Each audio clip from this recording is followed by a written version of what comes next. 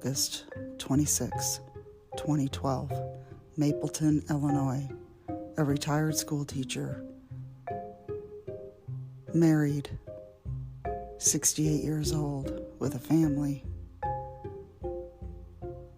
was living comfortably until a 25-year-old girl came into his life and ended it. This is a story of James Cohee.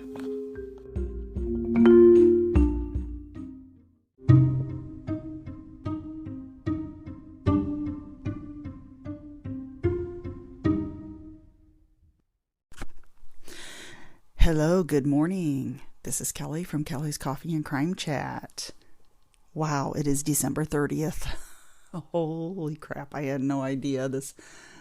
Sometimes I forget what day it is, and I just looked at the calendar and I'm like, it's the 30th. So tomorrow's New Year's Eve. I hope everybody has a wonderful New Year, and I hope everybody had a great Christmas.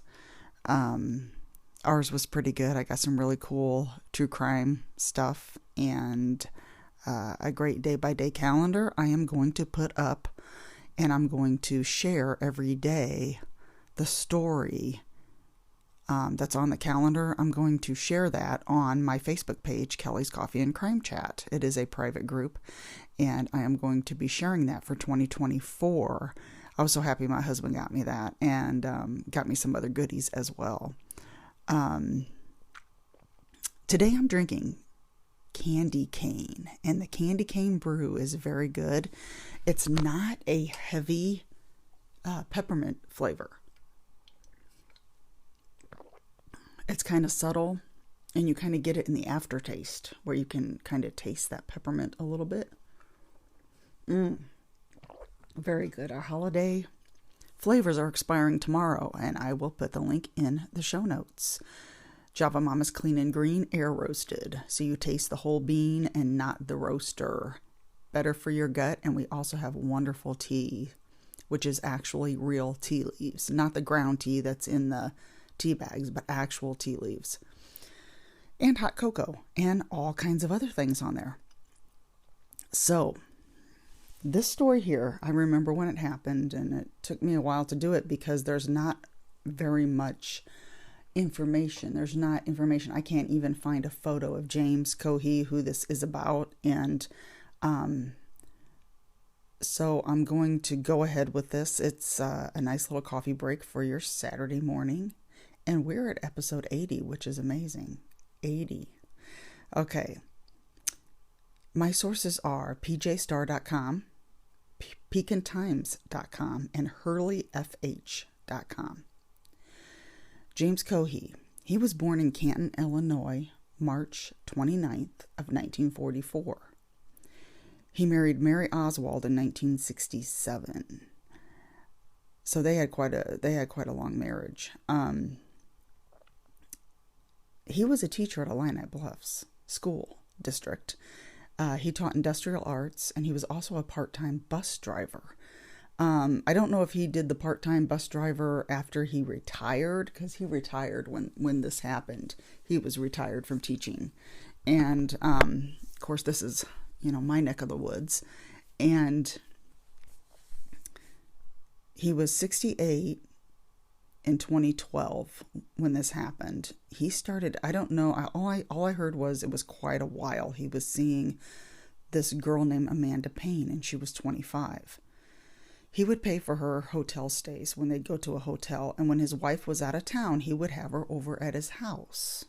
So yes, he was still married to Mary at this time. 45 years. He would brag to Amanda. Now, I don't know how they met. I don't know if it was on the internet. I never found out how he met this girl, because she lived in Peoria. So he would brag to her about his money and that he had hundreds of dollars in a safe in his house in his Lake Camelot home.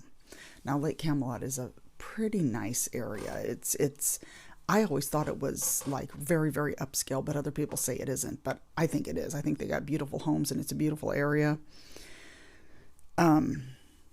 But he would brag to her about his money. I don't know why. I think, I don't want to say it here, but I know somebody who does this. I don't know if he actually brags about his money, but really, how do I want to say it? Not forks out his money, but really gives money to help people. And sometimes it's not very good to do that, especially when you have somebody like Amanda Payne, who's very young, 25 years old, and she's also working as a sex worker, and she needs money.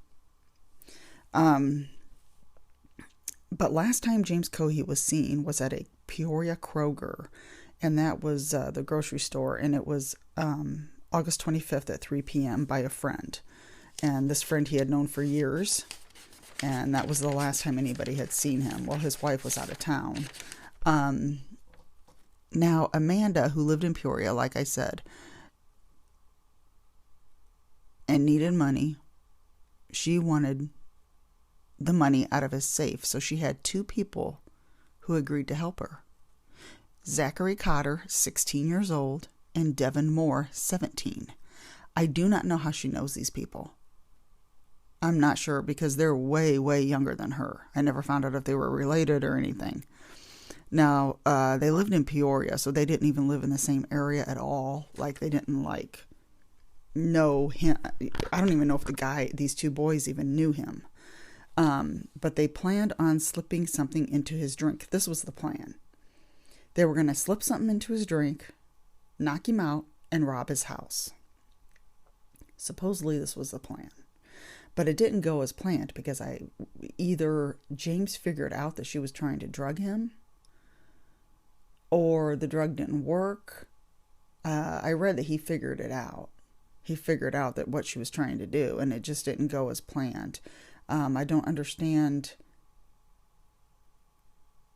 if he figured it out. I don't know. I don't know the whole story, but it sounds like if I figured out someone was trying to drug me, I'd be kicking him out of the house.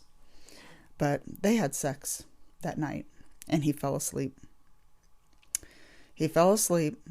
Zach and Devin were outside waiting across the street in a field, and they had latex gloves and a change of clothes with them. They saw Amanda come out and motion for them to come inside. Well, what she did was she put a pillow over James' head and shot him in his bed, right in the head. I could not find this information, but I remember when this happened that I thought she used his gun. And she must have known, because I remember we were talking about this when it hit the papers, and we were like, well, how'd she know where his gun was? So I'm thinking she either found it one time when she was over there or he told her. But these three kids were over there 3 more hours taking guns, money, and jewelry. They even took the ring he had on his finger. They dumped his truck back in Peoria, or drove it, and then dumped it in some woods that were over by an animal shelter.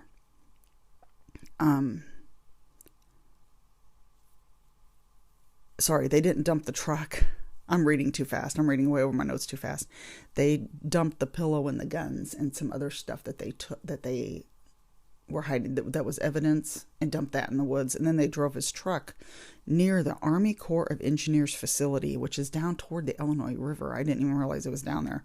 But there's a Detweiler Marina down there, and that's kind of near the area, and that's where they left his truck. Neighbors thought something was wrong because they noticed James' garage was empty. So they knew his truck wasn't there. And I'm not sure exactly how much time went by, but they called the police. And that's when they came in and found James dead in his bed. Now, days later after this, Zach and his girlfriend at the time were at Walmart. This was just days later after it happened. He told her what happened. He told her about it when they were at Walmart.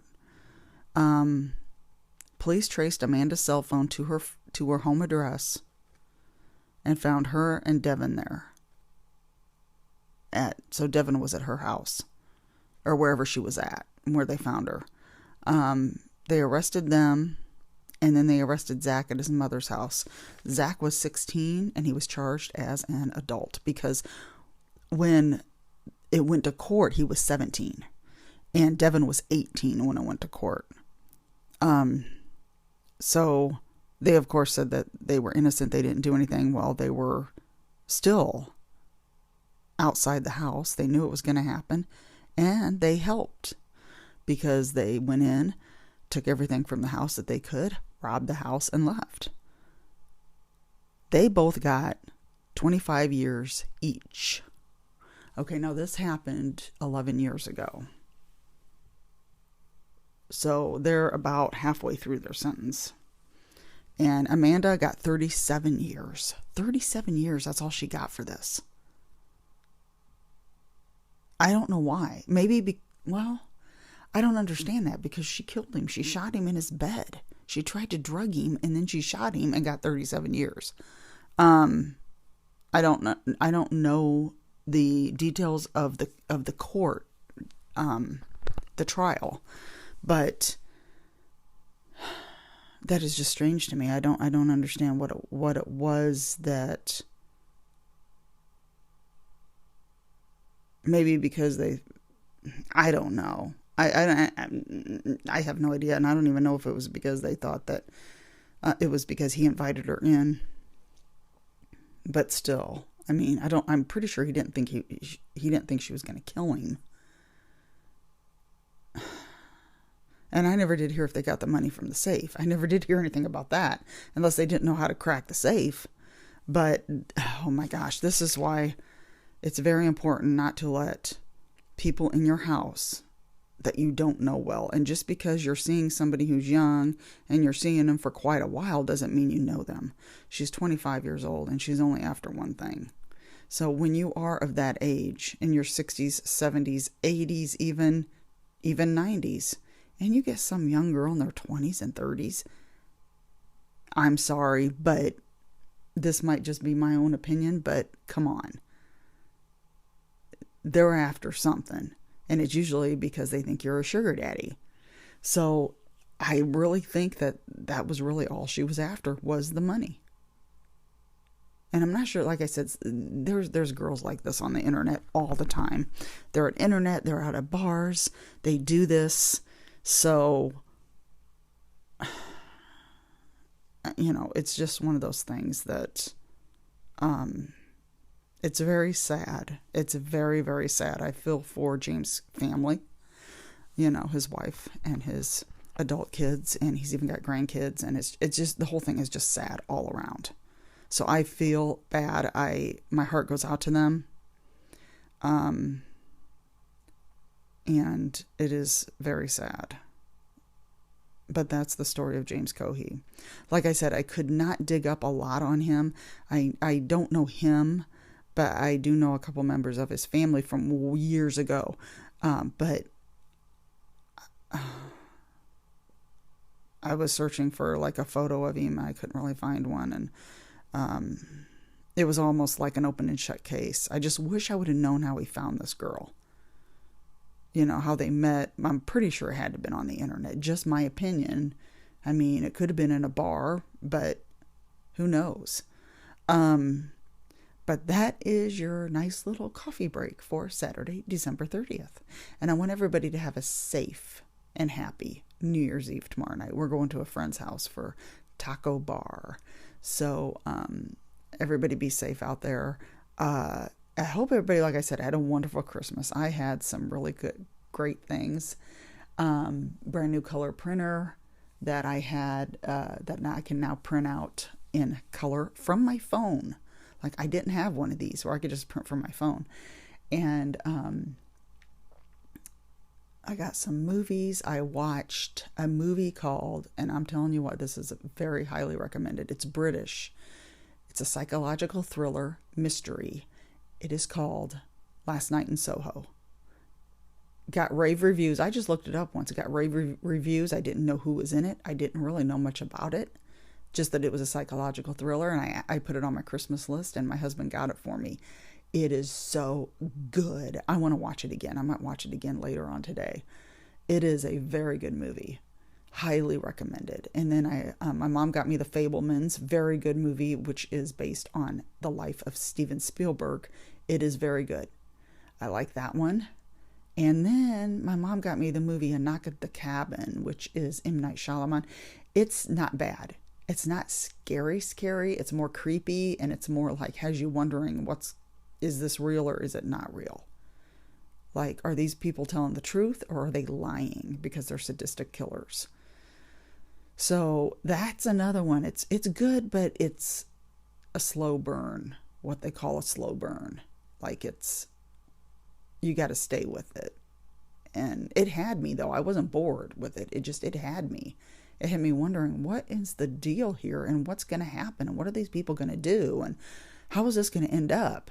So, but Last Night in Soho was a type of story that it just kept going. It just kept going. And you're wondering, for a minute, you're like, what's going on here? And then you're like, oh. And you're like, huh? And then you're like, oh. And then you're like, I bet this is how this is going to end up. I'm going to tell you what, it took a long time for me to get like surprised in a mystery because I can usually figure them out. I had no idea at the end of this movie. No idea how it was going to end up. And I was just in shock. I was like, what? I didn't see that coming. So that's Last Night at Soho. I also got Megan, which I've seen before and really liked it. So I watched it again, the unrated version. Really cool. So, and Annabelle Comes Home, and I got the last Scream movie, which I really like. The final Scream movie that was just last. I don't know if it's the final one, but it was the one that was just out not too long ago. Okay. I was also going to talk about, I got on Apple TV and got the free trial, and then I canceled the free trial. There's a reason I canceled the free trial after I watched this, but I watched Blackbird, and that is the story. I did a episode on this guy, Larry Hall from Indiana, and it's on Apple TV. It's called Blackbird, and it is so good. It's 6 episodes. I went ahead and got the trial, and I was going to keep it, but our signal is kind of strange out here, and Apple TV is the only streaming channel I've got that's done this. It'll pause like it's buffering, and it kept doing it. It would pause in mid-sentence and stuff and then come back on just for a few seconds, but it was getting annoying. And some episodes was great, like it didn't do it, and then other episodes it was going crazy doing it. And I'm like, so then I started watching something else and it did the same thing, and I'm like, I'm canceling this trial. I watched Blackbird. That's what I wanted to watch. Highly recommended. It's only 6 episodes. If anybody out there has Apple TV or you want to take advantage of the 7-day free trial and like you're off work and you got free time, that's a very good series. And I've got the book, but I haven't read it yet. So, oh my gosh, what a story. It's got the guy from, I keep forgetting his name.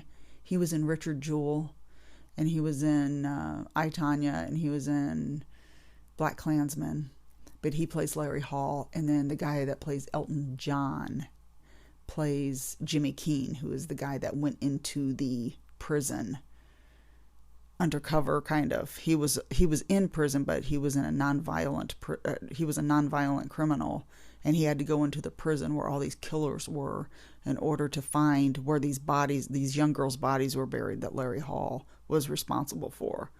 And Larry Hall, of course, would never confess, and then he confessed and said it was coerced, and then they're like, oh, he's going to win his appeal and get out. So they had to, anyway. I've got a whole episode on it, so go back and listen to it. It's very good, and it's also featured on Very Scary People with Donnie Wahlberg, and the episode is called The Twin, because Larry Hall had a twin brother, and there's a reason it's called The Twin. So, oh my gosh, that's a good story. Very good. So those are my recommendations, and I have been busy with just everything. I haven't really sat down and listened to many episodes, but I got to get caught up on True Crime Couple, my favorite, and Going West, and The Gore Report. I got to get caught up on all of these. Love, Marry, Kill, Nosy Bitches, and Brutal, Bizarre, and Boozy is another good one. I haven't listened to that one in a while. So those are my recommendations. If you have some free time and you want to get caught up and listen to some new podcasts for the new year, there you go. So I don't think I had anything else to announce. I just dropped on Patreon the story of Jake Millison, and that's a sad one. The rancher that was missing and his family didn't really care. They just said he took off. That's a good one. It was on Dateline too a while ago. So I have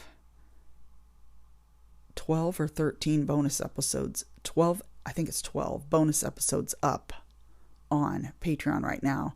You can pay $5 and listen to all of them. They're Patreon and Spotify Premium. And you can, if you're on Spotify, you can see they're locked, but all you gotta do is pay the $5 and it unlocks all of them. It's not $5 an episode. It's $5 for all of them. So that's all for today. Have a wonderful New Year's Eve, everybody. Stay safe. And if you have any suggestions for any cases in the Midwest, please let me know, because I'm looking for more suggestions. Have a wonderful weekend and New Year's, and I will see you next year.